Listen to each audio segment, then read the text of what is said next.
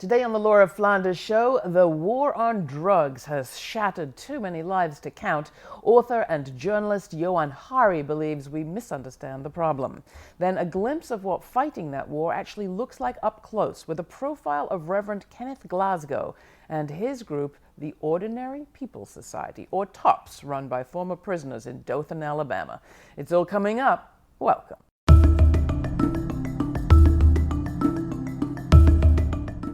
Why were drugs banned 100 years ago? Why do we continue banning them? And what really causes drug addiction and drug use? After leaving daily journalism, former newspaper columnist Johann Hari set out to find answers to at least some of those questions. The results are in his first book, Chasing the Scream, The First and Last Days of the War on Drugs.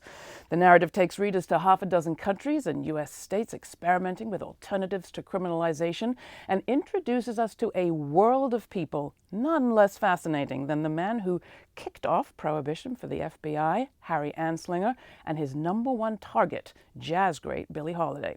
Hari started writing for The Independent in England at the age of 23. Since then, he's written for the New York Times, the LA Times, the Guardian, Le Monde, Slate, the New Republic, and The Nation, among others. Well, I'm really glad that your new book has brought you to our studios, Johann. Thanks for coming in. So let's start with going back 100 years. I was sort of entranced to read your descriptions of Mrs. Winslow's syrup and the sort of situation with respect to drugs before Prohibition. It's fascinating. Drugs were legal in the United States, in Britain, everywhere in the world. If you wanted to buy opiates, you went to your local store, the equivalent to CVS. It was mostly sold in the form of something called Mrs. Winslow's Soothing Syrup, which was like a kind of cough mixture. You could buy cocaine-based teas, you could buy cocaine-based drinks. And it's important to understand, there were some problems related to that. There was, of course, some addiction, just like we have addiction to alcohol. It was not that big a deal. There were not that many problems. The vast majority of addicts had jobs. They were no more likely to be poor than anyone else. And really what you see, and I tell it through the story of this extraordinary doctor in California at the birth of the drug war called Henry Smith Williams, who really saw the changes that as soon as drugs were banned, all sorts of problems started to metastasize. They're transferred from pharmacies to armed criminal gangs who suddenly have to be terrifying. They start having fights. Suddenly the price goes massively up. So addicts are driven into driven into prostitution, to property crime. You suddenly see this huge outbreak of all sorts of crime that wasn't there when they were legal. Now, Dr. Williams was up against quite an opponent. That's this Harry Anslinger guy. What can you tell us about him, and why was he so obsessed with Billie Holiday?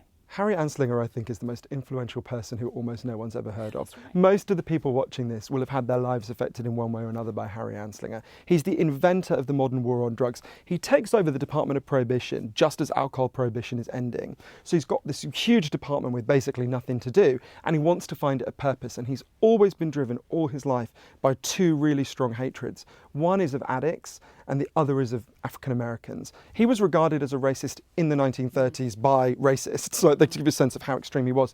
And he really became fixated on Billie Holiday, as I learned from his archives and from interviewing Billie Holiday's surviving friends. And, 1939, Billie Holiday stands on stage, not that far from where we are now, and sings Strange Fruit, this song against lynching. And that night, the Federal Bureau of Narcotics tells her to stop. And she refuses. Billie Holiday was a tough person. She had promised herself when she was growing up in the slums of Baltimore, she would never bow her head to any white man, and she told them to basically go screw themselves. And that's when the stalking of her began. He first of all sends this guy called Jimmy Fletcher to kind of stalk her, and the first agent he sends falls in love with her because she was so amazing. Sends her to prison.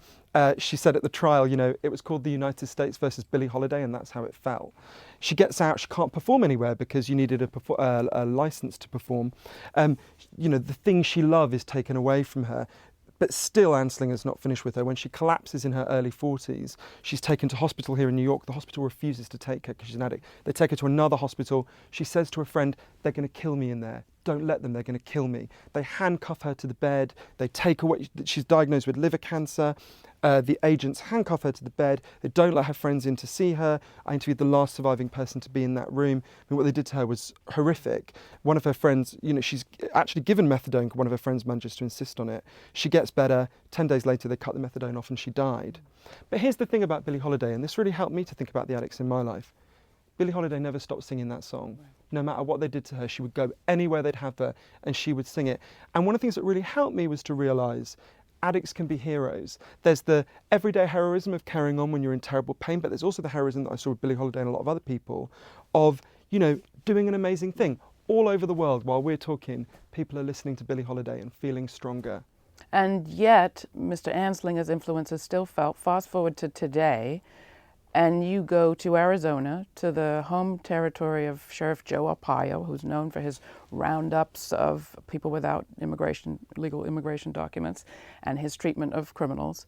You report on a female chain gang working there in the desert, and on a woman, Marsha Powell, who is literally cooked in a cage, they say. And you hear this from somebody and you say, huh? What do you mean? Joe Arpaio was a personal disciple of Harry Anslinger. When I mentioned Anslinger, his face lit up and he said, you've got a great guy here who remembers Harry Anslinger. And he'd worked for him, right? He worked for him. He was promoted by Anslinger. Anslinger loved him. It was one of the hardest. I went to a lot of dark places for the book. This was one of the hardest, going out with these women on this chain gang who were forced to wear T-shirts saying I was a drug addict, forced to chant that the guards will tase them if they get out of line. But one of the most shocking cases, and this was not in a prison controlled by Arpaio, it's in another place in Arizona. There's a woman called Marsha Powell who was a chronic meth addict, and when I started researching this, not very much was known about her, except that she was constantly in and out of prison for using meth or for prostituting herself to get meth. And one morning she woke up in Perryville prison in 2009 and said she was suicidal, and the doctor didn't believe her. So they took her out and they put her in a holding cage, which is literally a cage in the desert. And they left her there, and she cried and she begged for water and she messed herself, and they left her. In the end she collapsed. When they called an ambulance, she had been cooked.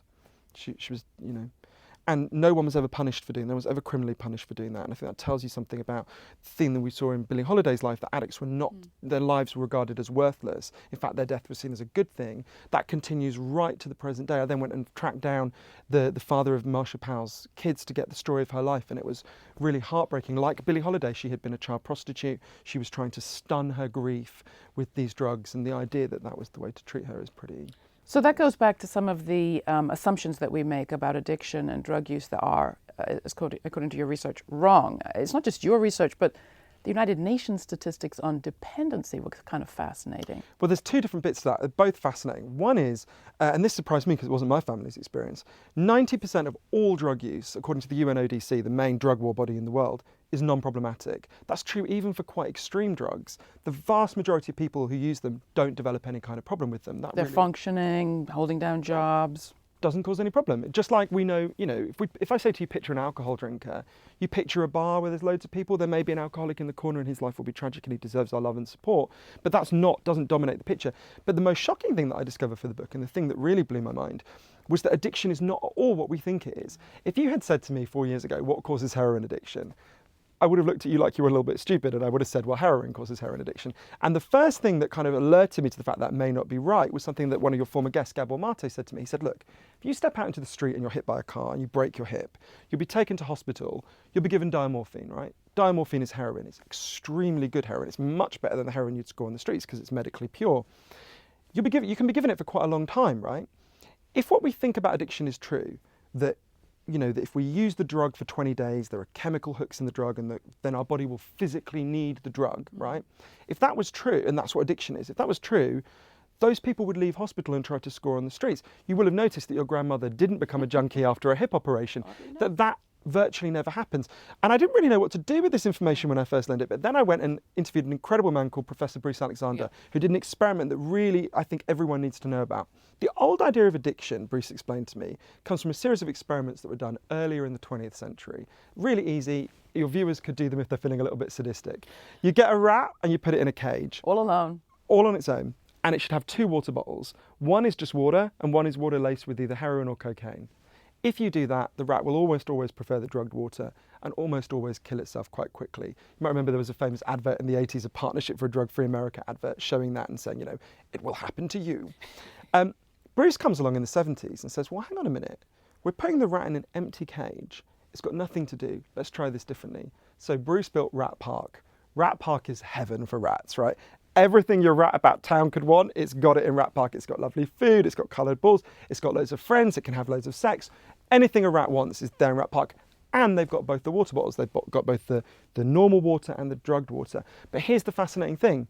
In Rat Park, of course, they try both. They don't know what they are. In Rat Park, they don't like the drugged water. They hardly ever use it. They never overdose.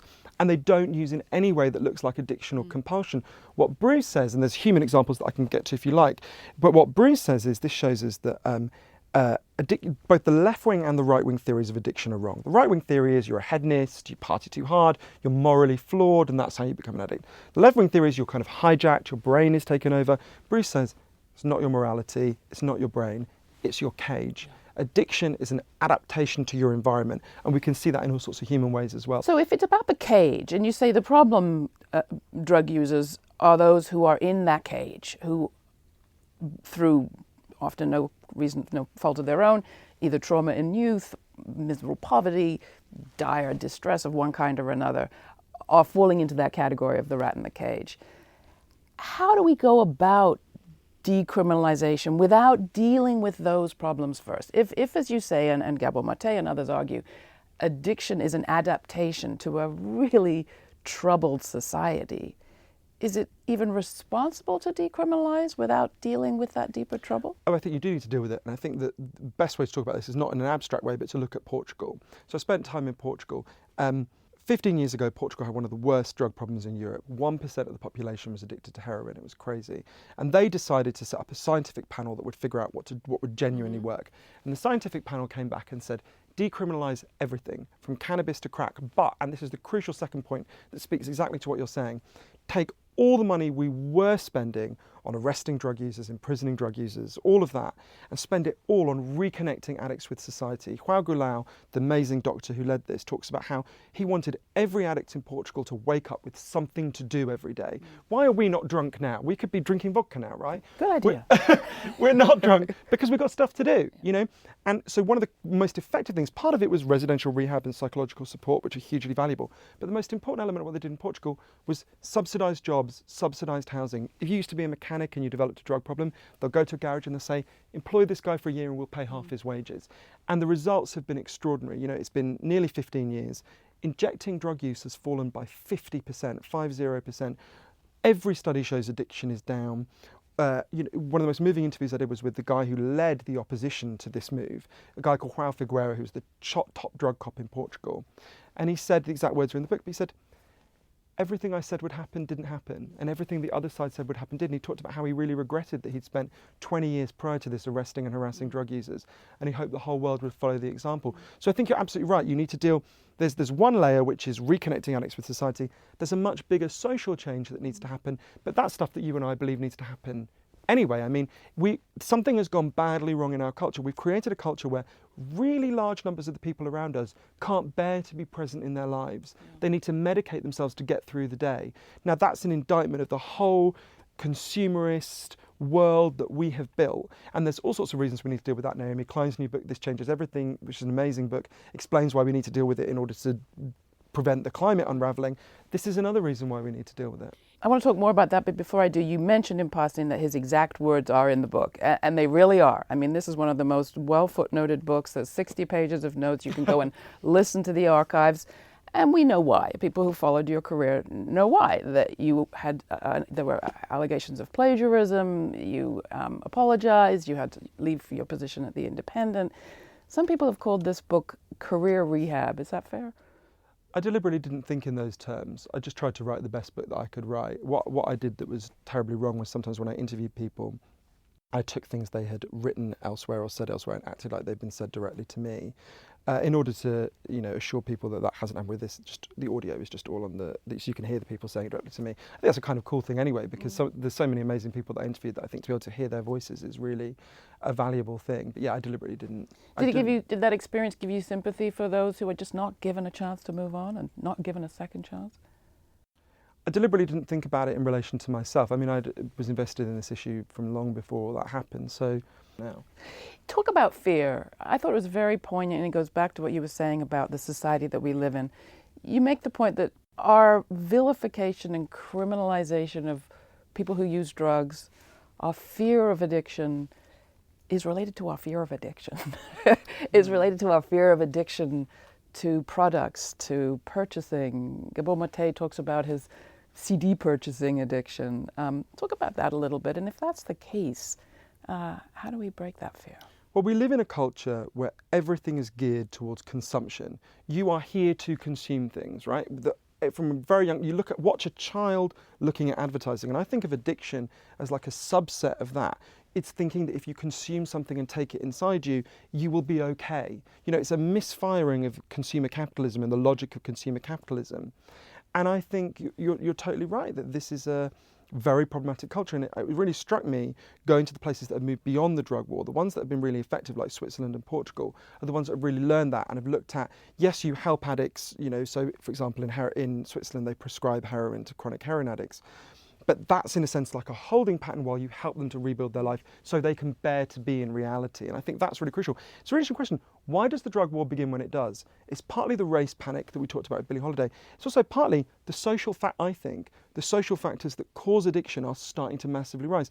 When do you see addiction outbreaks happening? You know, the 18th century, huge numbers of people in Britain are driven off out of the countryside into these disgusting slums, and you get the gin craze. Gin is regarded as like the crack of its time. You know, why does the meth craze happen? The meth craze happens because you have the collapse of rural America. Yeah. You know, why does the crack epidemic happen just after the collapse of industrial America and all those kind of jobs? You know, so where you have outbreaks of mass meaningless and loss of purpose, you will see big rises in addiction, and you'll then see panics about that. One of the poignant things about the beginning of the book that you describe is that there was what you call a jazz solidarity, that for the most part, the jazz world stood by their own. They didn't allow the Billie Holiday targeting to happen to very many people. It's really moving, What would be the equivalent of that today, do you think? I actually saw an example of this in Vancouver where there was an incredible uprising of drug addicts. You know, in the year 2000, there was a homeless street addict called Bud Osborne who was watching his friends die all around him. People were using behind dumpsters, you know, and to stop the police seeing them. But of course, if the police can't see you, if you stop to OD, no one else can. And Bud thought, I have to do something about this. I can't just watch all these people die. He did a very simple thing, first of all. He arranged just for the addicts to just patrol the alleyways. So if they could spot someone ODing, they could call an ambulance. But that really empowered them because the overdose rate massively fell. They started stalking the mayor of Vancouver everywhere. Philip Owen, a kind of right-wing Mitt Romney type, demanding that he open an injecting room. They carried a coffin with them saying, who will die next, Philip Owen? And after 2 years of stalking, to Philip Owen's eternal credit, he went and met a load of addicts, was completely blown away, and did indeed open the first injecting room in North America. You know, 10 years on, average life expectancy is up 10 years in that neighbourhood. Overdose is down by 80%. Yet Bud died last year, and when they sealed off the streets of the downtown east side where he had lived homeless and had this incredible memorial service, there were huge numbers of people there who knew they were alive because of the uprising that he began. And I would say to you, Viz, I know it's very easy when thinking about this subject to feel powerless. I think this is such a big thing, the war on drugs. You are so much more powerful than you know. A homeless street addict started a revolution in Vancouver that has transformed Canadian law and practice. There is so much that we can do to end this and save people's lives. Well, you've done a lot, Johann. Thank you so much. Thank you, Chasing Laura. the Scream, the first and last days of the war on drugs is just out. Johann, I'm really glad you're back. Thanks for coming on the show. Thanks, Laura. We're the next generation after the civil rights movement. Right now, we need to stop mass incarceration. We need to make some drastic changes. And that's why it's our turn to dream. It's our turn to dream in dealing with this mass incarceration. If we don't keep fighting, it's definitely going to continue.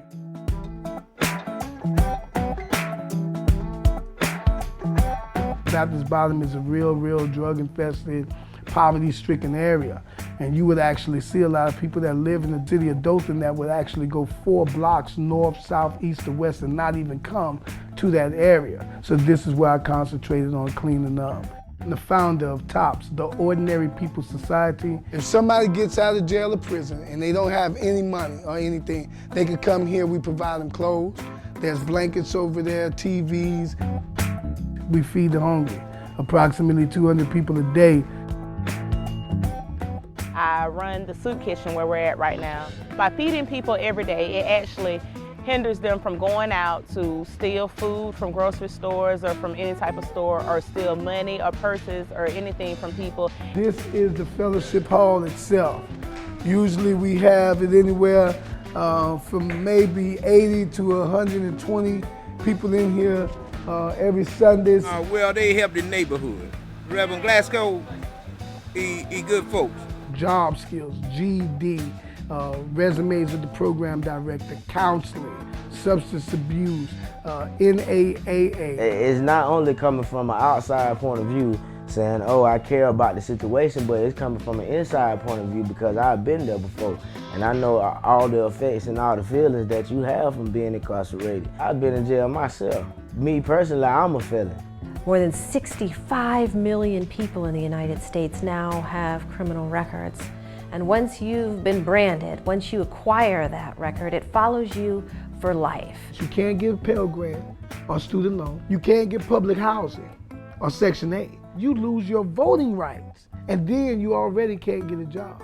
So what it does is put you back in a scenario where you got to go back to your norm or something you used to do. That's hypocrisy, because you pay your debt to society and you never are able to return back to full citizenship. I'm about 6, 7, 8 years old, 71. So a little bit later than that, I start seeing the drug war and all. When I came up out of high school, people were talking about crack, cooking it up and all that. And I was really surprised that it was here, but it was. And I just started messing up and got hooked on crack.